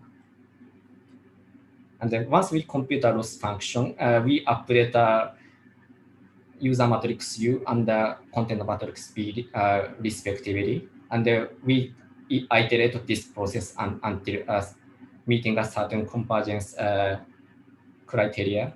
Yeah, that's the algorithm to derive the matrix decomposition. Okay, so so far we have been explaining concept and the algorithm details. Then I'm going to explain experimentation. So dataset is also use the Yahoo Music rating. And the reason why I also choose this dataset is there are very good points of training dataset and testing dataset in this dataset. So training dataset, this dataset consists of the normal interaction with Yahoo Music services. So which means Yahoo Music provides some recommendation list to a user, and the user click according to his interest. But actually, this is biased because Yahoo provides us sort of recommendation service to each user. So which means this is a biased implicit. We may use this as a biased dataset. And the testing dataset is actually different. Testing dataset consists of the user's music listening activity history, but this is based on the kind of a random selection. So Yahoo randomly select two contents to user, and the user pick up what they like, which means this testing dataset has no biased information. So this is appropriate situation because we are using a training dataset which is biased, but we can evaluate a trained model by using an unbiased dataset. So which means we can evaluate if a biased dataset can contribute to capture actual user relevancy. Yeah, that's why this dataset is chosen by author. Yeah, this is a detail of experimentations. So actually, this dataset is an explicit dataset, explicit feedback dataset, because user can choose a rating ranging from 1 to 5, but also creating a mimic implicit feedback dataset by binarizing a result. So higher rating is converted to relevant, and lower rating, that is rating 1 to 3, is converted to irrelevant as a binary target variable, so that they can mimic this dataset as a implicit feedback dataset. Yeah, and by using this dataset, also evaluated result by 3 metrics: DCG, and recall, and mean average precision. So basically, result proposal is approach unbiased Bayesian ranking algorithm. Yeah, they are overperforming other approaches in all of metrics. Yeah. So then, authors are insisting, okay, this approach contributes to debiasing, address popularity biases, and then we get better result given the a biased training dataset and not biased testing dataset. Yeah. Okay. Yeah. That's all from our presentation. Okay, let's thank Taka again and Aadit for the first half of the presentation. Any questions?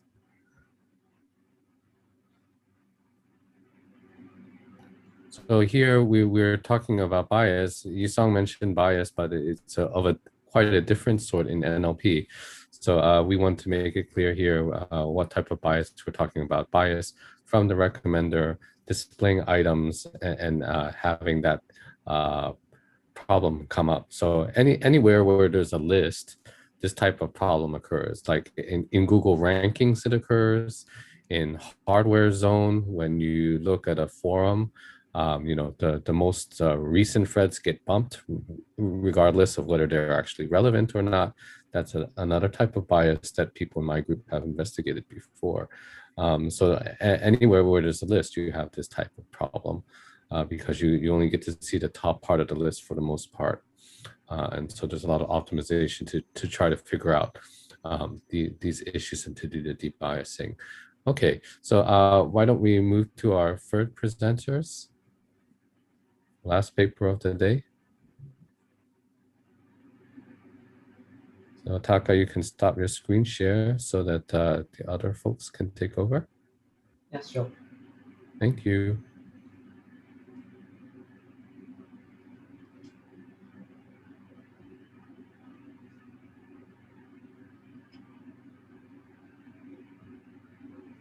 And I see the scribes were hard at work for at least the first two papers. So let's hope you guys are still working out for the last one. So, okay. So Qi Xun, Xinyuan and Zhen will be presenting the last one. Okay. Okay. Yeah. Thanks the previous presenters for presenting so far. Yeah, so the paper that we will be talking about today, it is a recent paper that has been placed on ArXiv only like this month actually. So it's causal collaborative filtering. So yeah, in a sense, it will be talking a little less about bias. We may touch on it a little, but it's more on the causality and causal models. Yep.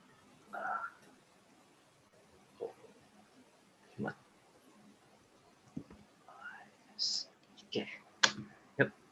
So first of all, like let's just define a few things. Maybe it's rather similar notation to what has been seen before in the previous two presentations. I'll just quickly go through the notations again. So in this case, we will denote variable u as the particular user, variable v for a particular item. Variable x is for the user interaction history. This means the how the user actually interacted with like the items which it has seen on the recommendation platform in total, and y refers to the preference score for a particular item. Yep. So for the traditional collaborative filtering models, they generally only talk about generally these two, and this is only talk about by certain people who have included who have tried to use like causal models. So I'll just briefly go through. So the first one is just having the same preference score being outputted for each user. So it is a non-personalized model. But so for the second case, it's a case where we assume independence between the user and the item, and it is done through a certain similarity matching of the user embedding and the item embedding to get a certain preference score. So for the third case, it is a case where this independence assumption is removed, and we are taking into consideration that the item V might be dependent on the user U, and this is a typical causal graph. But the last case is the exact framework which this paper aims to talk about, where you actually include the user interaction history in order to give a better understanding of this entire paradigm. Yeah. So yeah, the goal of the traditional collaborative filtering is to estimate a certain preference score based on the user U and a particular item B. And usually this doesn't really take into account that there may be a certain dependence between the user and the item, and so this paper aims to say more accurately show the effects, show more accurately estimate this particular probability of having a preference score based on the user uh, and a particular item which has been shown. So this do notation here refers to the fact that the dependence between the user U and the item V has been taken into account. So yeah, how exactly we are going to calculate this particular number? It will be done by this following. It will be shown in these few slides. So basically, in order to calculate this do calculus, it's actually um, difficult for us to get an accurate probability just from this particular notation. But if we decompose it such that this entire do notation is removed, it would then allow us to be able to calculate this number from what data that we have actually obtained before, the user interaction history X, and this is essentially the equations which have which have been decomposed to show these particular effects. So basically the variables, this kind of decomposition allows us to calculate this entire causal effect between these two variables, including the do notation, only by taking a look at this passively observed data, which we can which can be accessed by us. Yep. So another rules that we need to that allows us to do this is through this thing called backdoor criterion.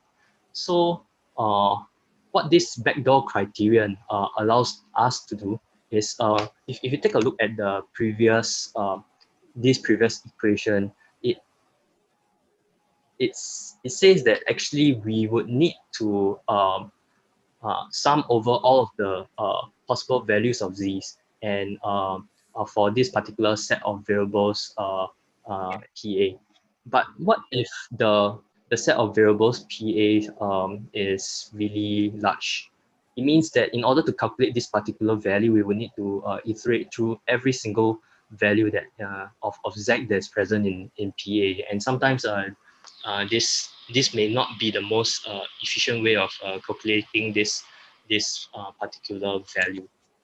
So by utilizing this backdoor criterion, what this allows us to do is that if we take a set of variables S such that it satisfies these two equations, it means that if we were able to find the set of value S whereby the values of S are decently small, it allows us to be able to calculate this particular value much easier compared to the previous case.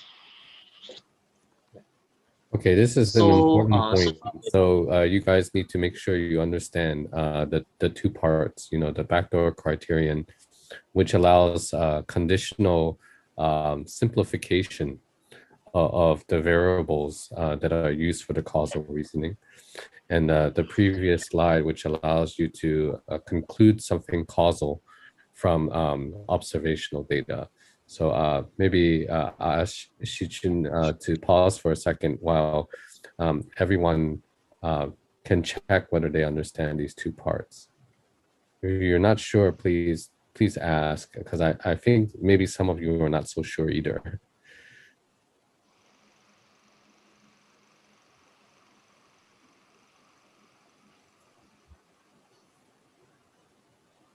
Everyone clear about this? Everyone okay? Yep. Yep. Anyone has any questions? Okay, I guess we can go on. I would say, okay, Aadit, go ahead. This kind of like follows from like the base principle in like in general, right? This part as well. It seems like that. I'm not sure if I got that correctly. Sorry, Aadit, I couldn't properly hear you. Can you repeat that again? The going from the first equation to the second one, like below it, it comes from like application of base rule in some way. Is it? Yes. Okay. Yes, it is. I verified by myself. Yes, it is. Yeah, it works. Okay. Yep. So, yep. Yeah, I think if you want to look at the paper, it's actually a little bit described in section 3.2. Why this is the case. It's not telegraphed that well. The backdoor, I think, is a bit better explained, but I guess we don't have any questions about that. Okay. Go ahead. Sorry. Okay. Yep. So then now that we understand that actually trying to estimate this value is a better goal compared to trying to estimate the probability of y given u v, then here are some of the current methods which have been done by other people using this interventional reasoning model. And they are mainly split into two different approaches. I won't go into these two approaches in detail, but I'll just briefly touch on them. So for this direct intervention model, what this means is that it assumes that we have access to an actual recommendation platform and that we can directly intervene to recommend a particular item V, and then we calculate this particular value through our intervention. And so yeah, so the main disadvantage is that it not everyone has access to an actual recommendation platform, unfortunately. Yeah. So another method is actually somewhat touched upon previously. It's somewhat related to what Taka was saying about the propensity scoring methods. And in the first paper during as part of the experiments, there actually has been a IPS model, if I'm not wrong, being used. So yeah, so this inverse propensity scoring method, in theory, it does provide a very elegant equation for you to calculate this IPS score. But in a sense, previously we heard one side of the coin to say that it kind of debiases the items that has the lower probability of exposure. It allows you to actually even consider that the probability of those items with low probability of exposure. But in a sense, it then I'll say that it is biased towards this particular these items which people haven't really seen before. So they'll give a higher weightage to it. Yes. So yeah, actually, yeah, this sort of like a point of contention of this particular paper. So yeah, so actually part of the IPS scoring methods, right? Some of them have been created by like various people. Actually, I think like an interesting point of note is that the author of the previous paper also talked about using a particular IPS scoring model, and actually included the link right here. Yeah, but yes. So let's just move on. So other than these two particular approaches, this CCF paper aims to show a different kind of approach, which they will then call counterfactual analysis. So in terms of counterfactual analysis, the main point that they are making is that we can only observe one single type, one single instance of a user interaction history for each user. But then for this particular interaction history, there may be other user interaction histories, which we call counterfactual histories, named X prime, that might be possible but are unobserved, possibly due to exposure bias or popularity bias, which was previously touched on.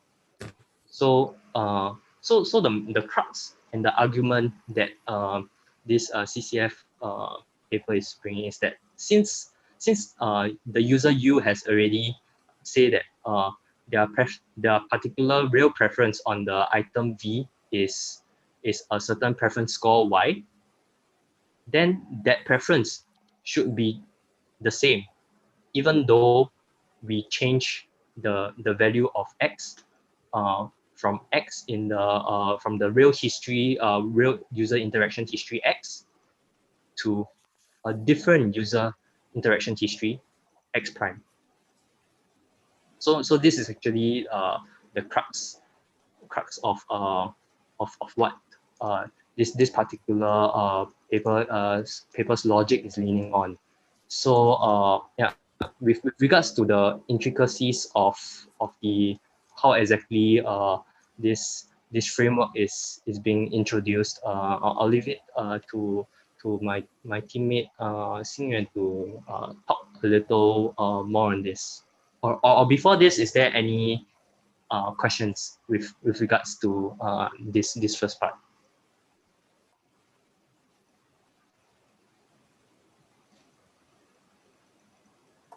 Can you reiterate on the third point? I'm not like so clear on that one. It's in this particular point. Yeah. Okay. So what this in a sense what this entire slide is talking about is that we can only for our particular data that we collect, we can only have a single user interaction history X. So in a sense, right, if there may be other parallel worlds, which we will call like counterfactual worlds, where the actual user history might not be of the value X, but it may be of the value X prime. But what the author contends is that even in all of the other counterfactual history, the counterfactual worlds, the different X primes, the preference, since they already know the real preference of a particular user, in the real user interaction history, it means that this particular preference, it should stay the same, even though there might be other different kinds of histories, x prime I, from x prime 1 all the way until x prime n. Okay, yeah, thanks. Does that make sense? Yep, I understand now. Okay. Yep. So this is actually an important point to keep at the back of your mind while we are going through the details of the framework next. Yep. So yep. Any other questions?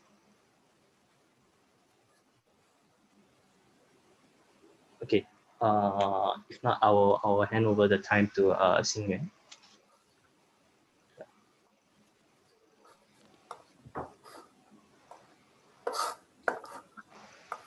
We thank Qi Xun for presenting that part, and now it's over to Xinyuan. Yeah, thanks for June for give a very detailed introduction about the background. So I will introduce the CCF method in steps. From my understanding, actually the CCF method is exactly follow the logic that Qi Xun told us before. So first, to enable the counterfactual reasoning, they first extend the causal graph in the left hand side to the right side, that is to consider the user's interaction X. So more specifically, the structural causal model includes three structural equations listed on the right. So the first is X equals to HU, that returns a user interaction history X. So basically, it can be a database a retrieval operation, and it can returns the user's interaction history from the observational data. And the second is V equals to GUX, which is already deployed in the recommendation algorithm of the system.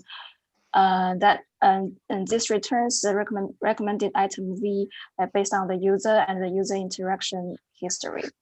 And the third is Y equals to F UV, and that is the unbiased user preference function, which can reveal the user's real preference on the item, and this function is the function we want to estimate.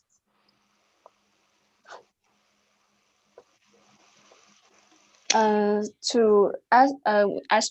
we can see that the overall goal is to estimate the P U do V condition on Y. So in a more specific way, the recommendation policy V equals to GUX provides the recommendation item V based on the user and the history. So how overall they want to estimate this probability. But how they transfer the goal into this probability, and it shows in this following step. So the step one that follows the law of the total probability and the fact that the variable UX satisfies the backdoor criterion that has introduced in the introduction part. And the second step follows the fact that the X occurs just exactly before V, and so as a result, any control X exerted on V has no effect on the distribution of X. And the third step, it's it rewrites the equation and it tells us about the causal effect, and it taking the conditional expectation over X using this conditional distribution for the personalization part. And this, finally, the step 4, it's just simplify the notation to the conditional expectation form. So here's the first part of the CCF method called the conditional iteration. And this next step is to how do we build the counterfactual examples. Like in this particular problem, they need to make very minimal changes to the real history X, and they also want to generate the counterfactual history X prime. So basically they follow the 3 heuristic rules. So the first one is the keep 1 K1 rule. That means keeps 1 item of the user real history. And then the delete 1 D1 rule removes the 1 item from the user's real history, and the replace 1 R1 rule replace 1 item of the user's real history with another item. Like the details of how generating the counterfactual examples will be introduced in the experiment part. And last is to apply the counterfactual constraint. So overall speaking, that is to estimate the effect of showing the item V to the user U, which is given by the sum of the preference score score Y to the item V for all the possible users X and X prime. So yeah, generally speaking, it is an overall estimation of the preference, and then finally it takes an average of it. Next, I will pass to my teammates Tian to introduce more about the experiment part. Okay, thanks Xinyuan for the presentation so far. So are there any questions so far about what's going on? Okay, so basically there are the rules and operators that Xinyuan described that tell us how to dream up, alternative histories that might have happened, right? And that as Qi Xun said, those alternative histories still have to yield under the assumption of the paper the same relevance judgments that are actually observed, right? So this is a way of augmenting the data in some ways. And Tenzin, over to you. Okay, thank you, Xinyuan, and please keep sharing the screen for me. Okay, all right. So in terms of the experiment part, first we talk about the data sets. So the authors provided 2 types of data sets, the standard benchmark data sets and the randomized trial data sets. So what is the difference? Here are 2 major differences. First one, for the standard benchmark data sets, in their interaction history, they have the timestamp information, which means their interaction history is timely ordered. And in terms of the randomized trial data sets, their interaction history are just randomly ordered. So that will be some potential impact on the performance of this framework. So the second major difference is that for the randomized trial data sets, the question is how we generated this randomized trial data sets. So the researchers just collected the users by collected the testing data by providing the users with random recommendations instead of the recommendations based on their preferences. In that way, we can avoid the exposure bias and the interaction history bias we mentioned before, we can avoid these two kinds of biases. So that way, the testing data of the randomized travel data sets can be seen as the real preferences of the users because it's unbiased. So that way, the randomized data sets can be used to better evaluate the performance of the this system. Yeah, next one, please. Okay, in terms of the experiment setup, the authors provided 6 different baseline models. There are 3 types, and in terms of the matching models, just like Yisong talked about before, the matching models use a matrix factorization method, so that the matching models are not sensitive to the timely ordered interaction history. And whereas the sequential models and the reasoning models, they are sensitive to that kind of interaction history. That is a big difference. So yeah, next please. Okay, in terms of the causal frameworks, so on top of the 6 baseline models, the authors added the 7 causal frameworks to these 6 baseline models. The first 2, as we mentioned before, the first one uses the direct intervention model. The second one uses a IPS model. So that is just some kind of traditional causal frameworks. And in terms of the following 5 frameworks, they're just different versions generated by the heuristic rules we mentioned before. So yeah, that's it. And in terms of the evaluation systems, the authors use these 2 to evaluate the performance. Yeah. Okay, all right. In terms of the overall performance, as we can see in the first column, the value means the score provided by this evaluation system, and IMP refers to the improvement. So in the last column, the number means the number out of how many number out of 4 data sets the CCF can improve the performance of the data set. So as we can see in the blue rectangles, in most cases, there are 3 or 4 out of 4 test data sets, there are some improvements.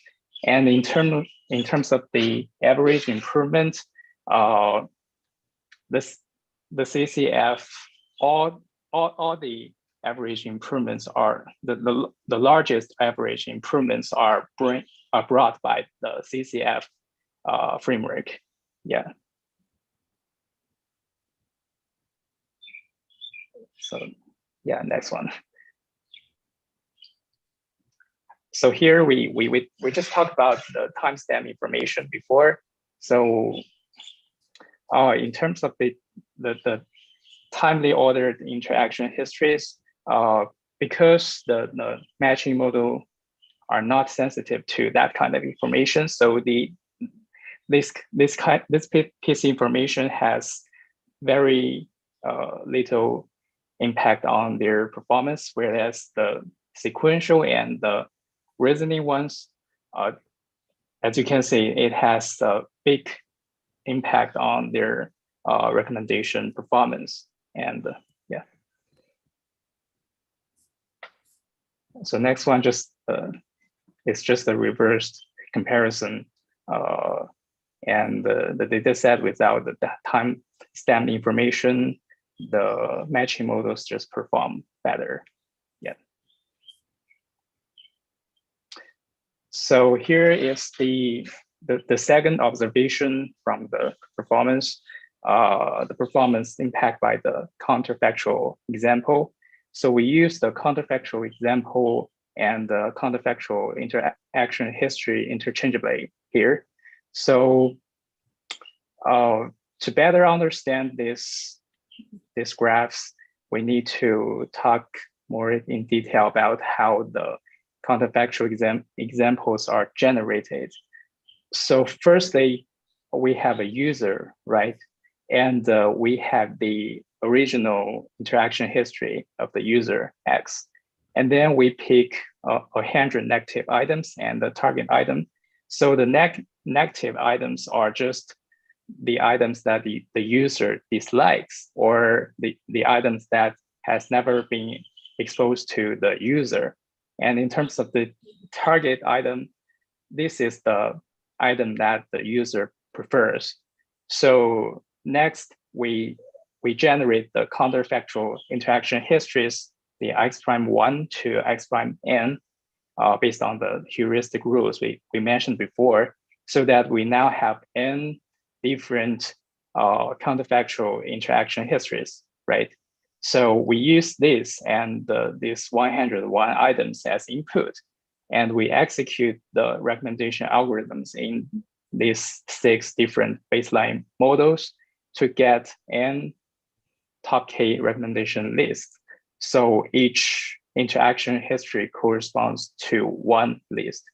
So that next we choose the counterfactual interaction histories that the user preferred item is in the list.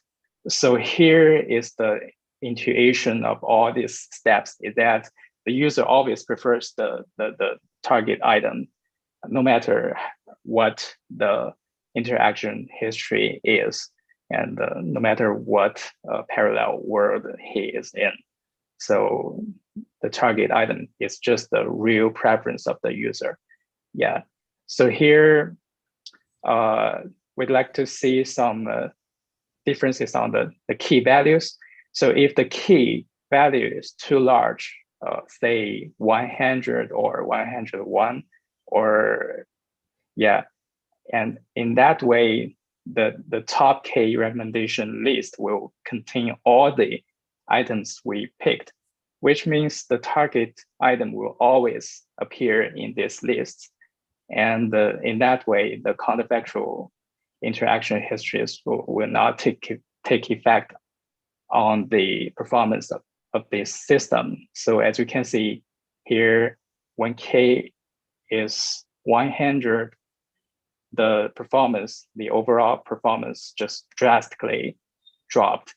And if we choose the proper K value, say 60 or 70, so we can see there's some performance boost in these different models.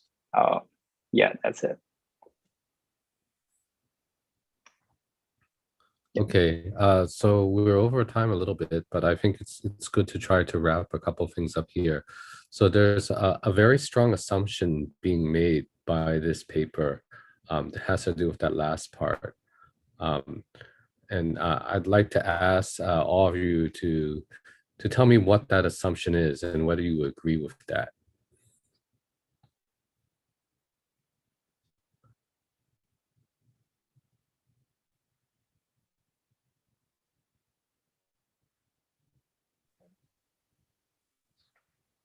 Okay, the assumption that I'm thinking about here is, you know, whether we agree that what the user preferred in the actual interaction history is really what the user preferred, right?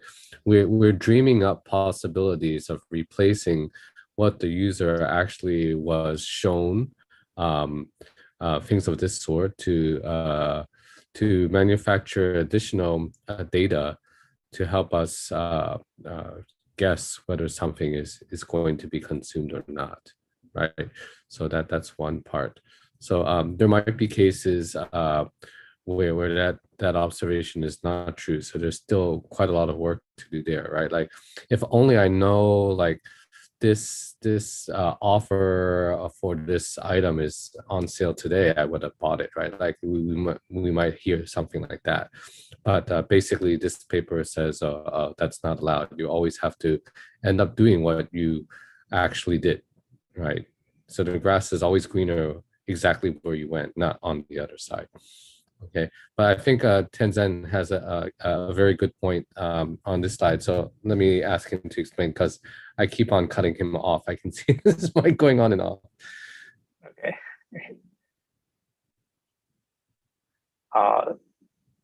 So for the last one, the last part, oh, okay. Yeah. So Tianzhen, did you want to say something in particular with respect to your discussion question? I think I'll hand this over to Qi Xun. Yeah. Yeah. Okay. Yeah. So actually, for that discussion question, right?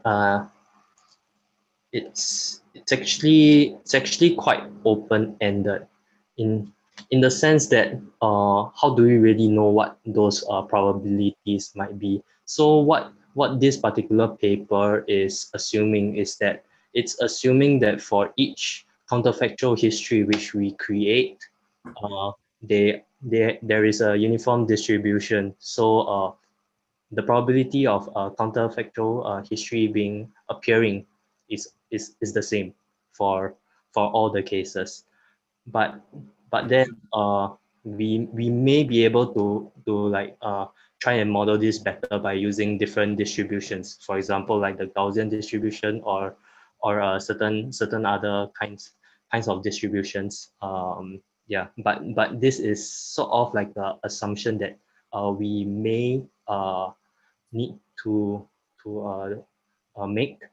And yeah, with regards to this as well, like to bring it back to the traditional case of the collaborative filtering methods. So actually, the traditional case is actually a case where the probabilities of the counterfactual histories being present is actually 0, and the probability of that real counterfactual history which we have obtained is the probability of 1.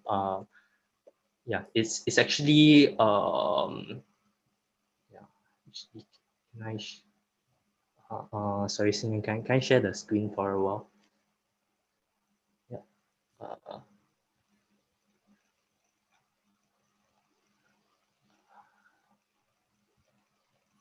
Yes.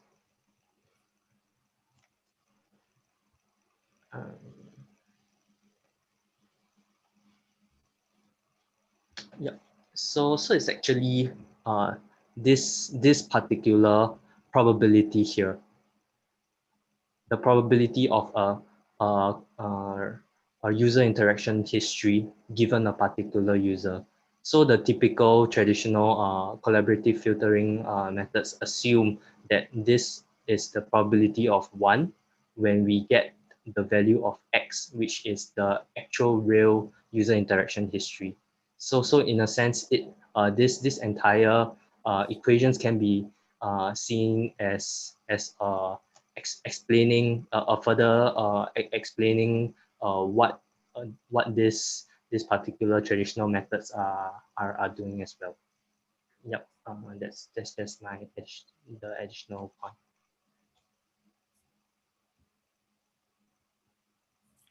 Okay, so do you guys have any questions? I think the discussion questions that you guys brought up are very interesting. Like right now, when we think about counterfactual examples from this paper, it's quite basic.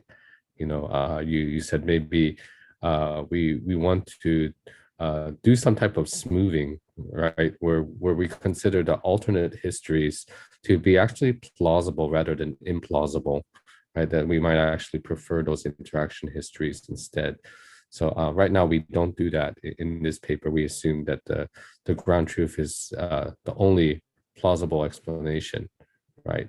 So you know, in other methods in NLP and IR, we do smoothing a lot. Like in TF IDF, for example, we smooth. In naive Bayes, we smooth. So that might be one point. And then you brought up the part on this slide that you can consider multimodal information in recommendation. So having multiple pieces of information might admit a joint type of inference problem. Okay, well, anyways, we're over time, so I wanted to take the last couple of minutes. Let's thank let's thank our presenters, Zhen, who we didn't get to thank for the last part, and our two other presenters for that last paper. And again, a round of applause for everyone today who presented and all of the scribes. So scribes and support team, you have until next Friday to finish up the notes that, again, you're doing this to contribute back to the public in case you need to reference it for yourself later. And then next week, what we'll do is we're going to do our project consultation, the third round, in which each team will be presenting to two other teams in round robin fashion. And we'll hear a group update from the accelerated 6101 team from the that's finishing most of their project in the first semester, first half of the semester. Okay, so we do have class on recess week, so that's a unfortunate thing for those of you who wanted to get away, but I guess we can't go anywhere since it's COVID, so it's not so bad after all.